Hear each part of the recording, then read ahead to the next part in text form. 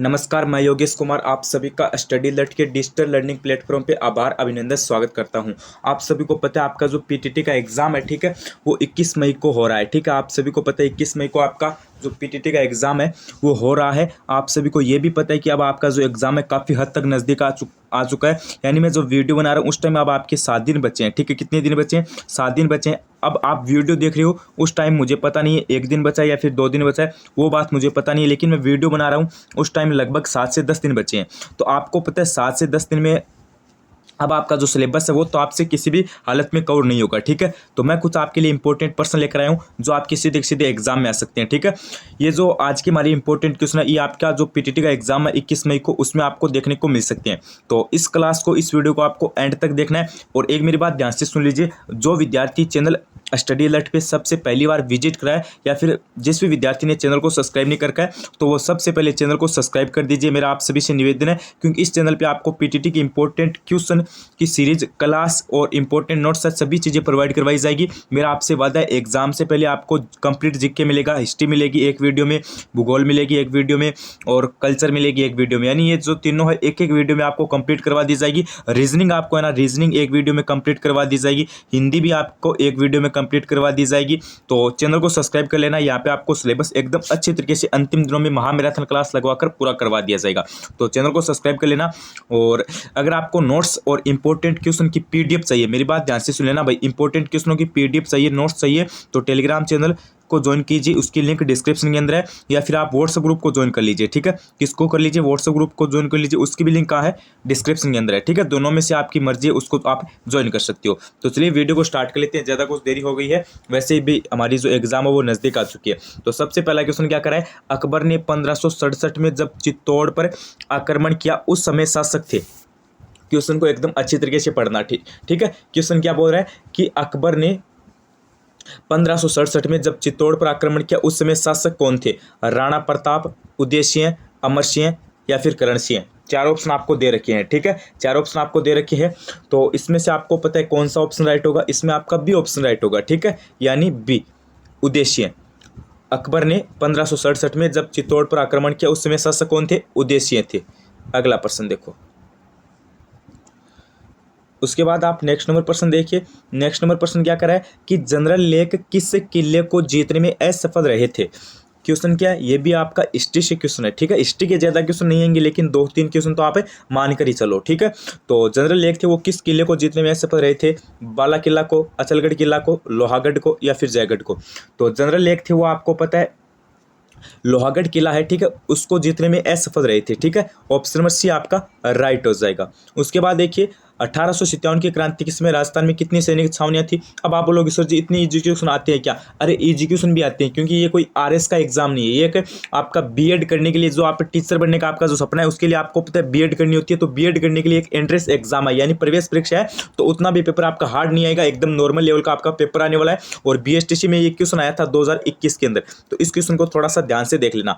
तो 1857 की क्रांति के समय राजस्थान में कितनी छावनियां थी? तो ये आपकी हो जाएगी गुरुजी 6। ठीक है, अगला प्रश्न देखो। अगला है कि नीमूचाणा कांड हुआ था। ये भी आपका इतिहास यानी हिस्ट्री से इंपॉर्टेंट प्रश्न है भाई, स्टार लगा लो इस पे। ठीक है, हाँ, तो इसमें आपका कौन सा हो जाएगा? इसमें आपका ऑप्शन नंबर सी राइट हो जाएगा, यानी 1925 के अंदर। ठीक है, 1925 के अंदर ये आपका कांड हुआ था। अगला प्रश्न देखिए। अगला प्रश्न कह रहा है कि स्वतंत्रता सेनानी प्रताप सिंह बारठ की जन्मस्थली कहाँ पर है? हमें ये बताना है। सायपुरा केंद्र, भीलवाड़ा केंद्र, बीकानेर केंद्र, जैसलमेर केंद्र। तो ये आपकी कहाँ पर हो जाएगी?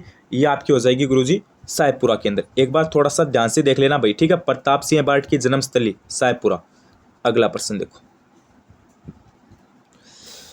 उसके बाद आपका अगला प्रश्न क्या कर रहा है? ये भी एक इंपॉर्टेंट प्रश्न है कि पृथ्वीराज रासो के अनुसार राजपूतों की उत्पत्ति कहाँ से हुई है? हमें ये बताना है। ठीक है, देखो यहाँ पे थोड़े से जो क्वेश्चन है वो अटपटे हैं, यानी अलग हिसाब से क्वेश्चन बनाए गए हैं, जैसे हम मारवाड़ी भाषा में बोलते हैं ना। ठीक है, तो यहाँ पे देखिए क्वेश्चन है वो कुछ अलग भाषा में बनाए गए हैं। देखिए यहाँ पे क्वेश्चन को पहले ध्यान से पढ़िए। पृथ्वीराज रासो के अनुसार, ठीक है, किसके अनुसार? पृथ्वीराज रासो के अनुसार। और किन की उत्पत्ति? राजपूतों की उत्पत्ति। ठीक है, देखो यहाँ पे ये जो दो बातें ये आपको ध्यान रखनी है। ठीक है, एक तो किसकी उत्पत्ति हमें पूछिए? राजपूतों की। ठीक है, ये बात आपको ध्यान रखनी है। उसके बाद किसके अनुसार पूछिए? पृथ्वीराज रासो के अनुसार पूछिए। ठीक है, तो यहाँ पे देखिए जो आपका ऑप्शन है वो या एक तो आपका दिया गया है अग्निकुंड, एक आपका दिया गया है संकोच से, एक दिया गया है ब्राह्मणों से, एक दिया गया है सीतियनों से। ठीक है, तो इसमें देखो आपका ऑप्शन नंबर है ना ए, वो राइट हो जाएगा, यानी अग्निकुंड से। ठीक है, और आप कमेंट करके मुझे ये बताना ब्राह्मणों से हुई है ये किसने कहा था। ठीक है, ब्राह्मणों से, राजपूतों की उत्पत्ति ब्राह्मणों से हुई है ये किसने कहा था, ये बात आप मुझे कमेंट करके बताना। उसके बाद देखो नेक्स्ट नंबर प्रश्न आपका कला संस्कृति यानी आर्ट एंड कल्चर से इंपॉर्टेंट है। ठीक है, क्वेश्चन क्या कर रहा है कि अक्षय तृतीया किस महीने में मनाई जाती है जो अबुझ सावा के रूप में प्रसिद्ध है। वेरी वेरी इंपॉर्टेंट प्रश्न है, स्टार लगा लो भाई। अक्षय तृतीया किस महीने में मनाई जाती है जो अबुझ सावा के रूप में प्रसिद्ध है। चैत के अंदर, भादवे के अंदर, सावन के अंदर, बैसाख के अंदर।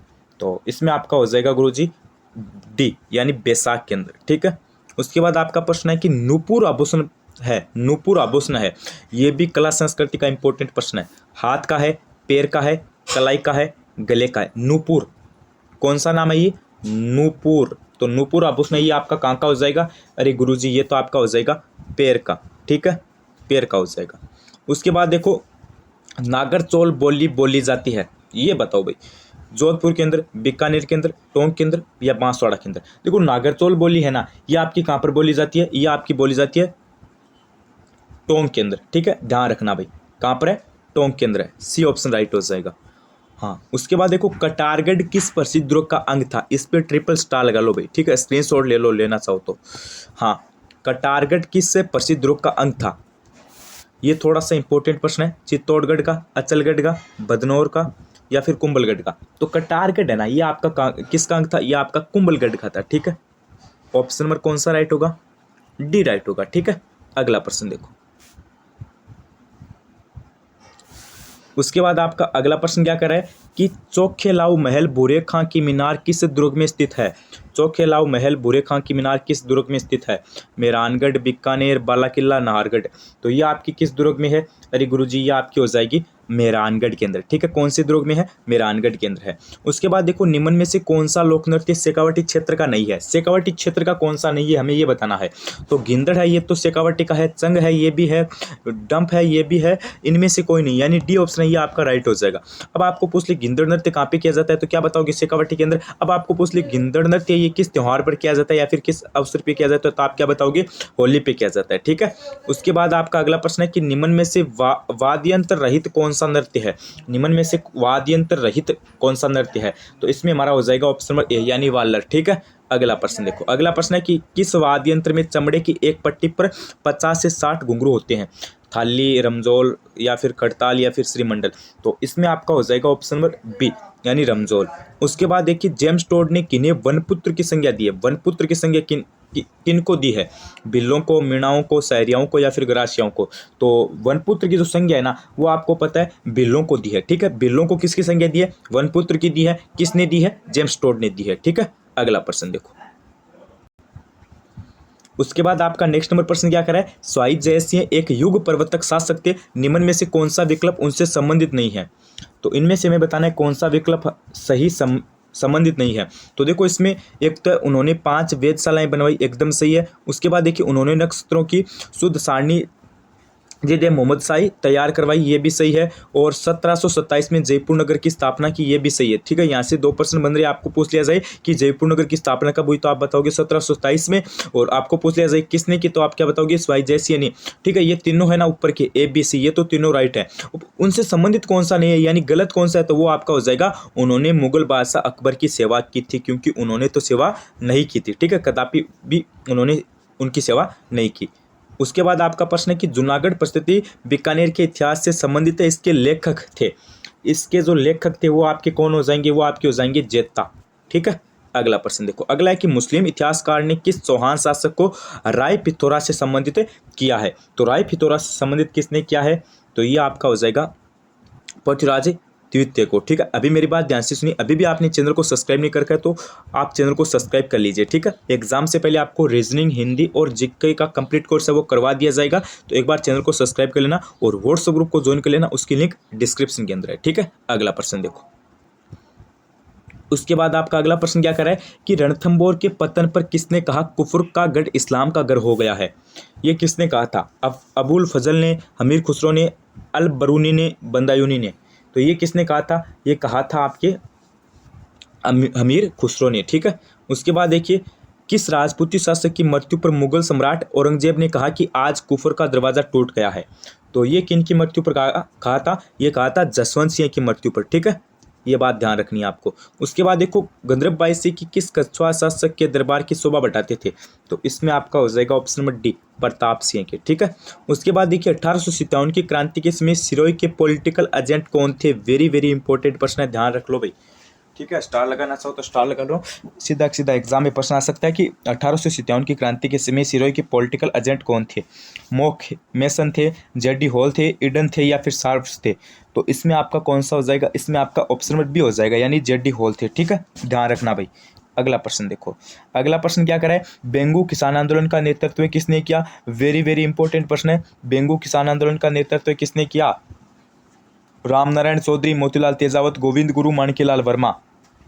इसमें आपका कौन सा हो जाएगा? ऑप्शन नंबर ए हो जाएगा, रामनारायण चौधरी। किसने किया? रामनारायण चौधरी ने किया। उसके बाद देखिए, राजस्थान की अंतर्राष्ट्रीय सीमा 1017 है। इस सीमा के सबसे निकट नजदीक राजस्थान का कौन सा शहर है? तो ये जो जीके का क्वेश्चन है, ये देखो पुरानी टाइप के आधार पर है, ठीक है। अब आपको नया जो टाइप है वो याद नहीं करना है, क्योंकि आपको पता है 21 मई को आपका एग्जाम हो रहा है। तो जो क्वेश्चन है वो आपके सारे के सारे पहले आपके जो 33 जिलों के थे वैसे के वैसे ही रहेंगे, ठीक है। तो इसमें कौन सा हो जाएगा? इसमें हमारा ऑप्शन नंबर डी हो जाएगा, यानी गंगानगर, ठीक है।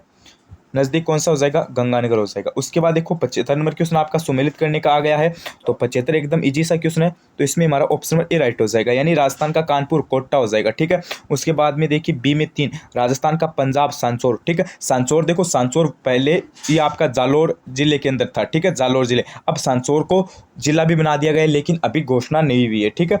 हाँ, घोषणा नहीं हुई है, अभी दर्जा देना बाकी है। लेकिन ये सांचौर था, ये पहले जालोर में आता था, ये बात आपको ध्यान रखनी है। लेकिन आपको इतना डीप में कोई भी नहीं पूछेगा, आपको बस इतना ही पूछेगा कि राजस्थान का पंजाब, तो आपको सांचौर बताना है, ठीक है। उसके बाद देखिए, राजस्थान की स्वर्ण नगरी है, ये कौन सी हो जाएगी आपकी? ये हो जाएगी जैसलमेर। और राजस्थान का प्रवेश द्वार आपका हो जाएगा भरतपुर। उसके बाद देखिए, आपका प्रश्न है कि निम्न विकल्पों में वह जिला जो नागौर की सीमा को स्पर्श नहीं करता है वह कौन सा है?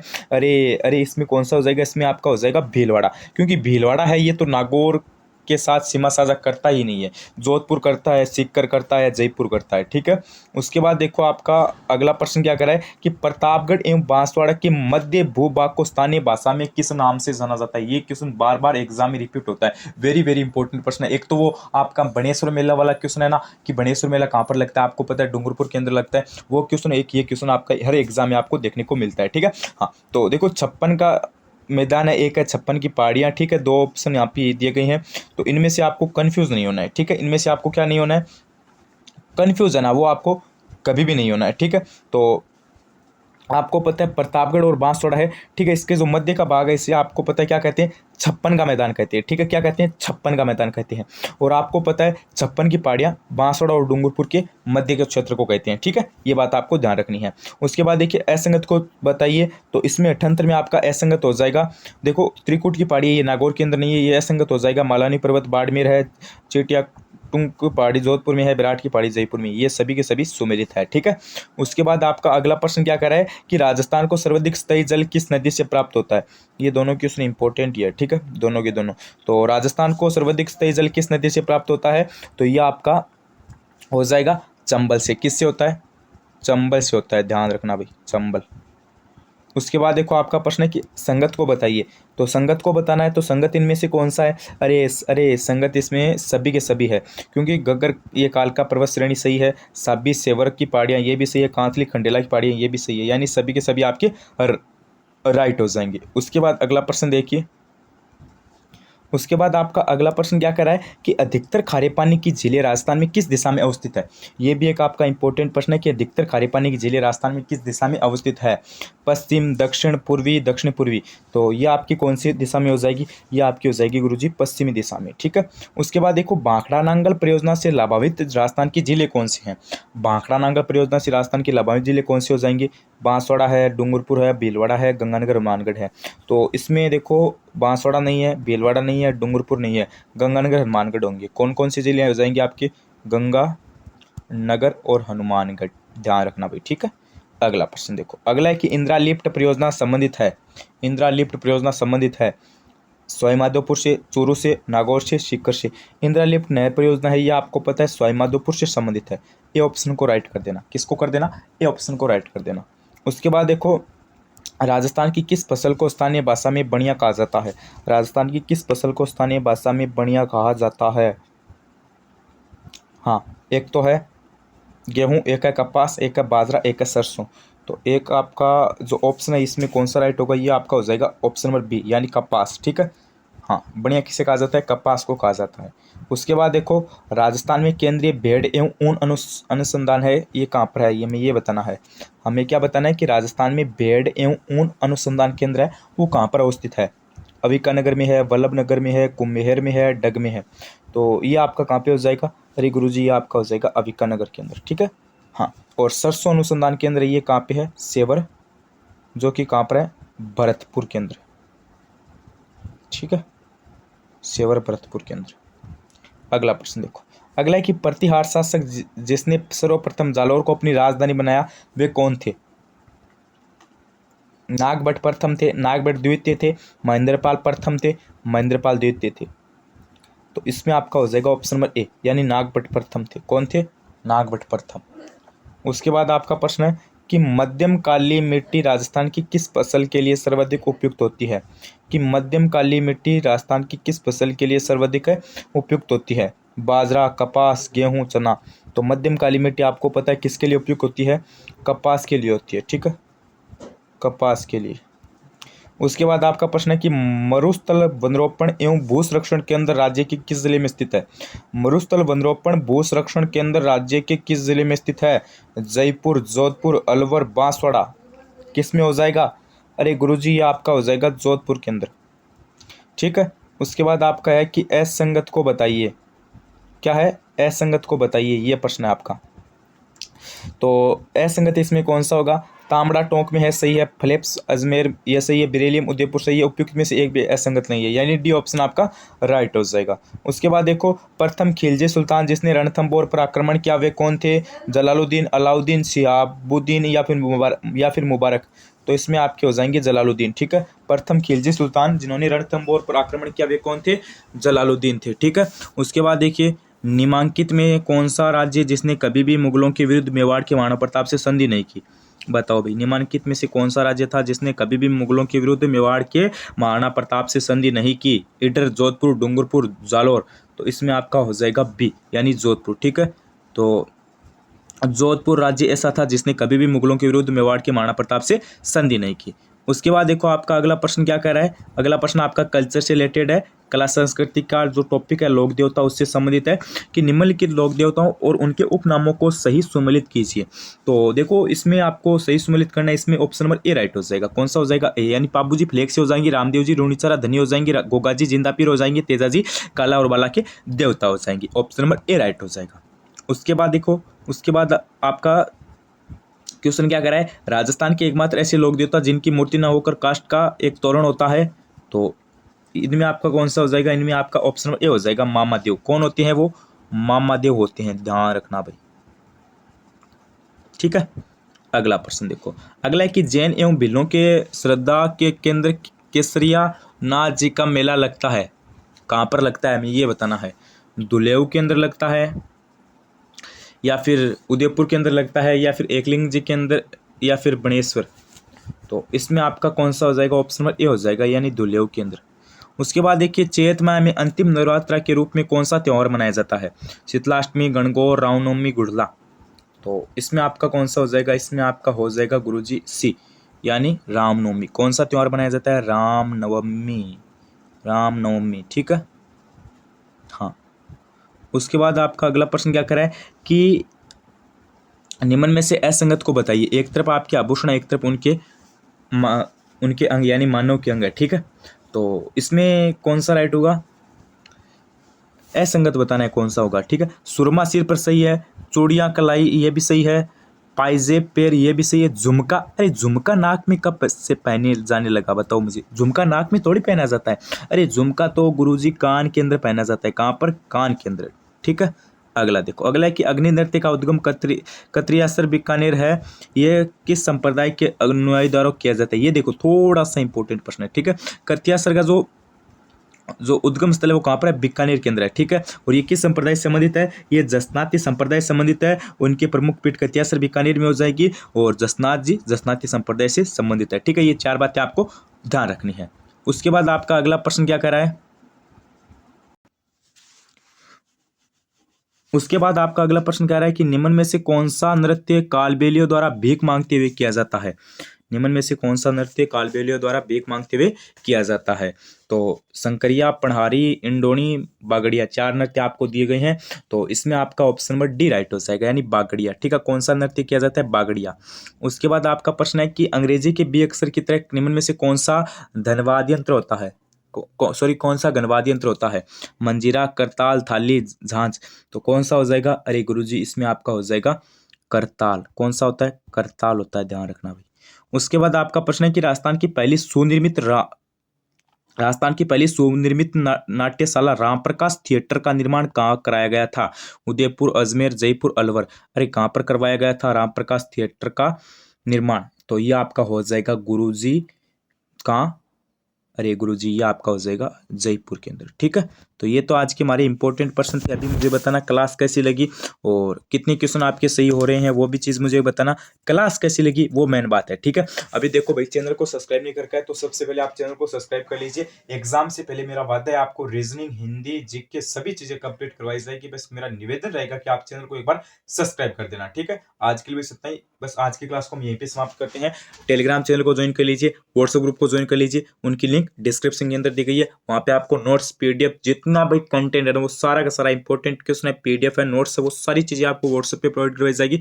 तो उसे भी ज्वाइन कर लेना और टेलीग्राम चैनल को भी ज्वाइन कर लेना। आज के लिए बस इतना ही, और चैनल को सब्सक्राइब नहीं करके सब्सक्राइब कीजिए। आपको यहाँ पे तैयारी है एकदम शानदार तरीके से करवाई जाएगी आपकी एग्जाम पीटीटी की, ठीक है। हमें पता है 10 दिन है तो हम एकदम शानदार तरीके से आपकी तैयारी करवाएंगे। आज के लिए बस इतना ही, बस चैनल के साथ बने रहिए। धन्यवाद, thank you. Like share subscribe study alert, धन्यवाद, थैंक यू।